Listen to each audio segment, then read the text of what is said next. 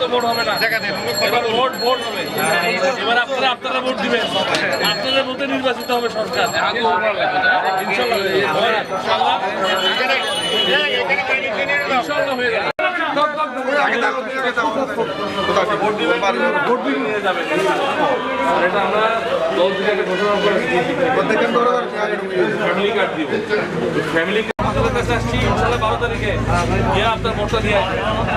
আর এটার কথা শুনছেন, আমরা এটাতে আমরা যে ফ্যামিলি কার্ডের ঘোষণা করছি, ফ্যামিলি কার্ড ইনশাল্লাহ আমরা নির্বাচিত হলে পরিবাররা পাবে, মহিলারা পাবে, গৃহিণীরা পাবে, যারা আপনার সংসার চালান।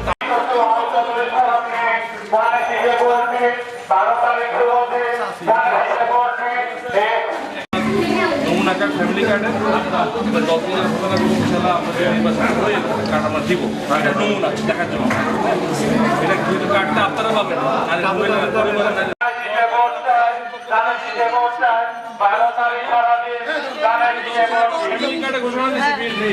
পরিবারের মহিলারা পাবে, এটা নমুনা দেখার জন্য। এটা রাখেন এমনি দেখবেন ইনশাল্লাহ যদি জিততে পারে এরকম একটা কার্ড আমরা আপনাকে দিতে পারবো। পরিবারের মহিলাদের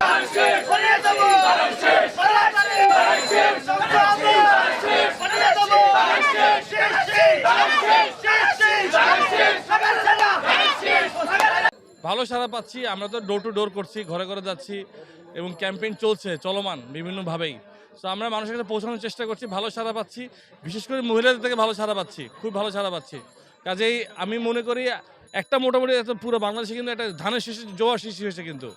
এবং আমাদের কাজ হলো মানুষকে সংযুক্ত করা, মানুষের সাথে ডেইলি মানে তাদের সাথে কমিউনিকেট করা, তাদের ঘরে ঘরে যাওয়া। এবং একটা বিশাল কাজ হলো আমাদের কি কোনো বিশৃঙ্খলার সুযোগ নাই। বাংলাদেশের মানুষ যদি দাঁড়ায় কেউ বিশৃঙ্খলা করতে পারবে না ইনশাল্লাহ। এটা মানুষের আকাঙ্ক্ষিত নির্বাচন, বাংলাদেশের মানুষের আকাঙ্ক্ষিত নির্বাচন। ইনশাল্লাহ ভালো নির্বাচন হবে, বাংলাদেশের মানুষ তার গিয়ে তার ভোট প্রয়োগ করবে।